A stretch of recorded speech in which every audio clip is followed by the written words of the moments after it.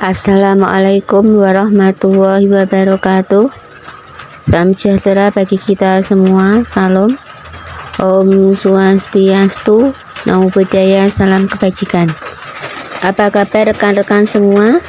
Semoga kita, keluarga kita, dan orang-orang kita sayangi selalu dalam lindungan Tuhan Yang Maha Esa. Diberikan kesehatan lahir batin, dimudahkan segala urusan untuk kebaikan, diberikan rezeki yang banyak, halal berkah untuk bekal ibadah, dan bahagia selalu. Amin ya robbal alamin. Kali ini saya akan membahas tentang model pendidikan anak dengan hambatan penglihatan atau biasa dikenal dengan tunanetra. Untuk pengertian tunanetra, klasifikasi tunanetra, kemudian karakteristik anak tunanetra, dan faktor-faktor penyebab anak tunanetra sudah pernah saya bahas di video-video saya yang lain. Nanti bisa kalian cek jika ingin mengetahuinya. Oke, kita mulai pembahasan. Model pelayanan pendidikan untuk anak dengan hambatan penglihatan atau biasa disebut dengan anak tunanetra. Yang pertama, pendidikan khusus SLB. SLB adalah lembaga pendidikan yang menyelenggarakan program pendidikan bagi anak berkebutuhan khusus. Dalam hal ini ada dua model. Yang pertama, sekolah luar biasa SLB tunanetra, yaitu sekolah yang hanya memberikan pelayanan pendidikan kepada anak tunanetra. Yang kedua, sekolah dasar luar biasa atau bisa disebut dengan SDLB, yaitu sekolah yang menyelenggarakan pendidikan khusus dengan bermacam-macam jenis kelainan, yaitu tunanetra, tunarungu dan tunawicara, tunagrahita, tunadaksa, dan tunalaras. Model pelayanan pendidikan anak tunanetra yang kedua yaitu pendidikan terpadu atau pendidikan integrasi. Yang dimaksud dengan pendidikan terpadu atau pendidikan integrasi adalah model penyelenggaraan program pendidikan bagi anak berkebutuhan khusus yang diselenggarakan bersama-sama dengan anak normal dalam satuan pendidikan yang bersangkutan di sekolah reguler, SD, SMP, SMA, dan SMK, dengan menggunakan kurikulum yang berlaku di lembaga pendidikan yang bersangkutan. Hal ini berdasarkan pada Kemendikbud atau Keputusan Menteri Pendidikan dan Kebudayaan nomor 002/U/ tahun 1986. Dalam pendidikan terpadu harus disiapkan A. Seorang guru pembimbing khusus, B. Sebuah ruangan khusus yang dilengkapi dengan alat pendidikan bagi anak yang berkebutuhan khusus. Ruangan khusus ini dibuat dengan tujuan apabila anak yang berkebutuhan khusus tersebut mengalami kesulitan di dalam kelas, maka ia dibawa ke ruang khusus untuk diberi pelayanan dan bimbingan oleh guru pembimbing khusus. Masih lanjutan pendidikan terpadu.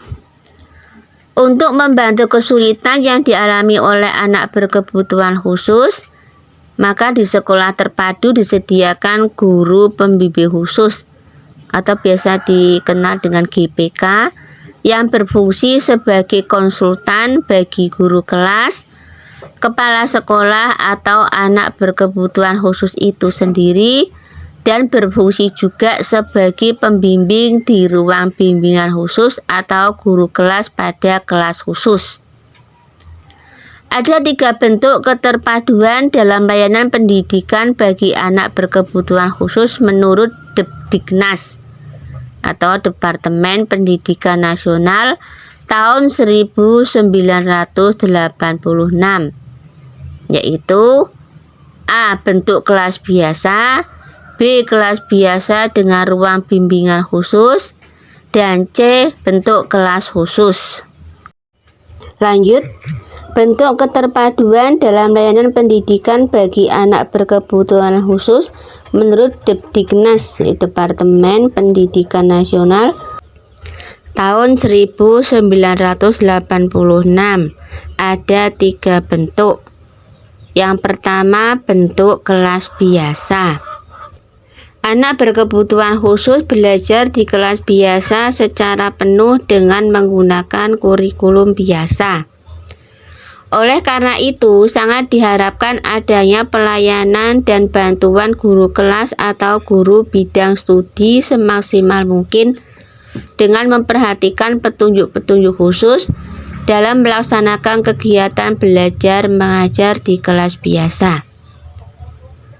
Dalam keterpaduan ini, guru pembimbing khusus hanya berfungsi sebagai konsultan bagi kepala sekolah, guru kelas, atau guru bidang studi, atau orang tua anak berkebutuhan khusus.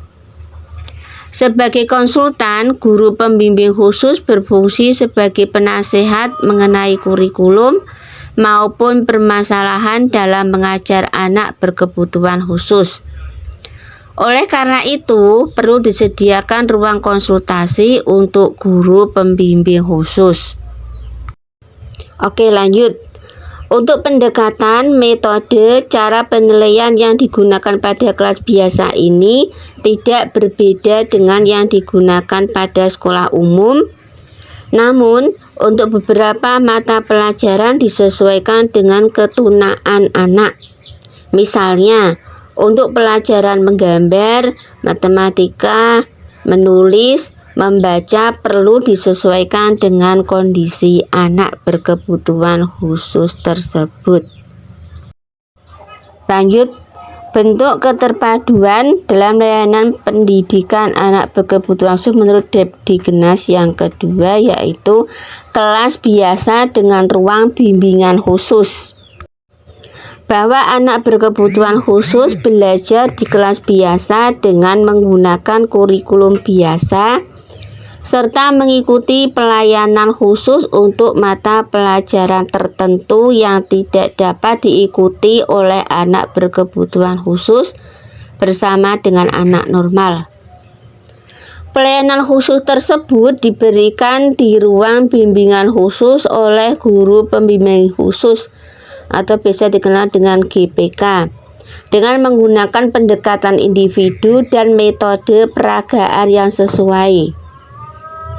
Untuk keperluan tersebut, di ruang bimbingan khusus dilengkapi dengan peralatan khusus untuk memberikan latihan dan bimbingan khusus. Misalnya, untuk anak tunanetra, di ruang bimbingan khusus disediakan alat tulis braille dan peralatan mobilitas.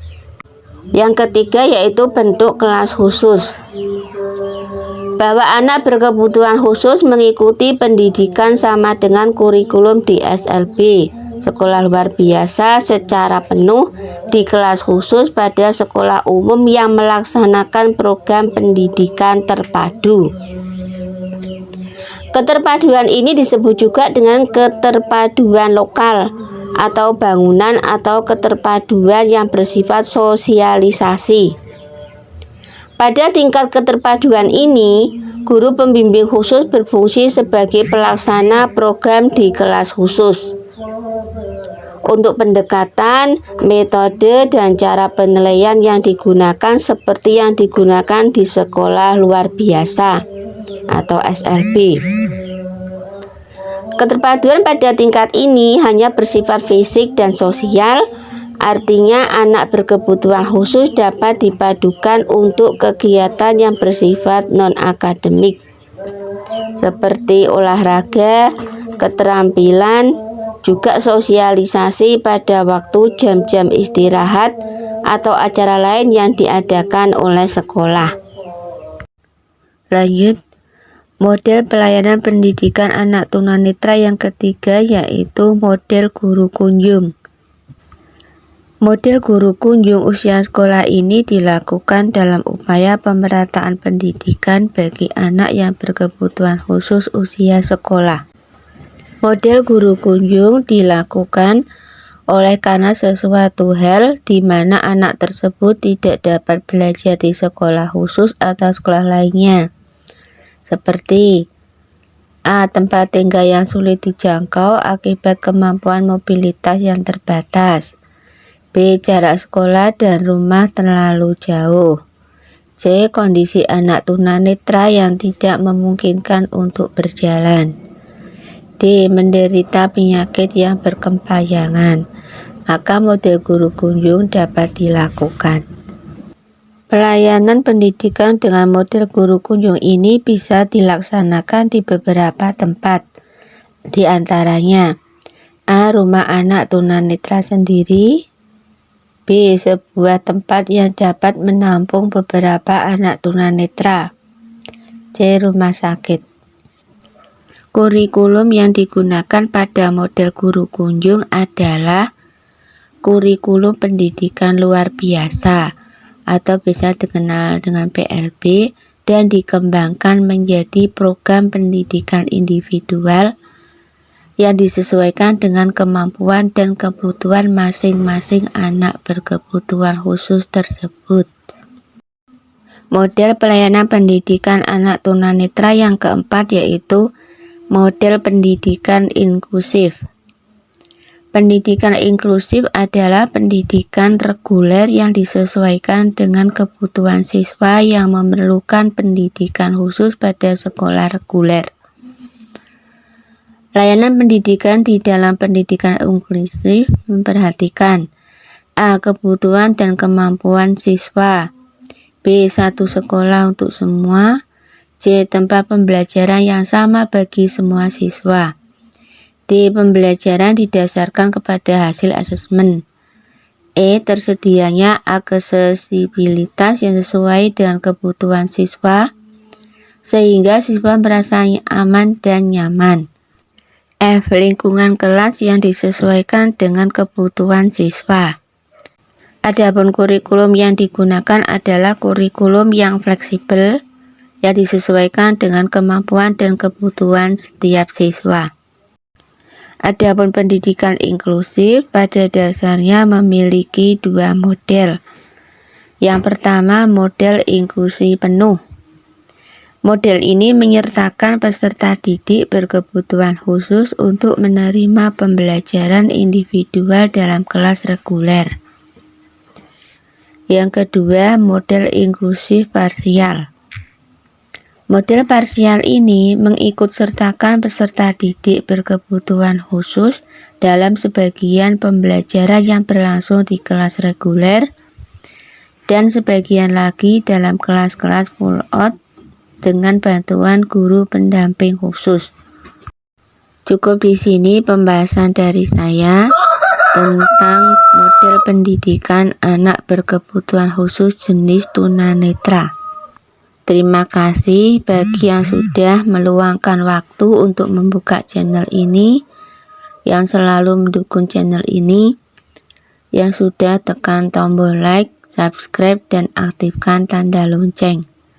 Semoga channel ini semakin berkembang dan memberi manfaat bagi semua. Amin ya robbal alamin. Tetap semangat dalam situasi dan kondisi apapun. Semangat. Sampai jumpa pada video-video saya berikutnya. Sampai jumpa.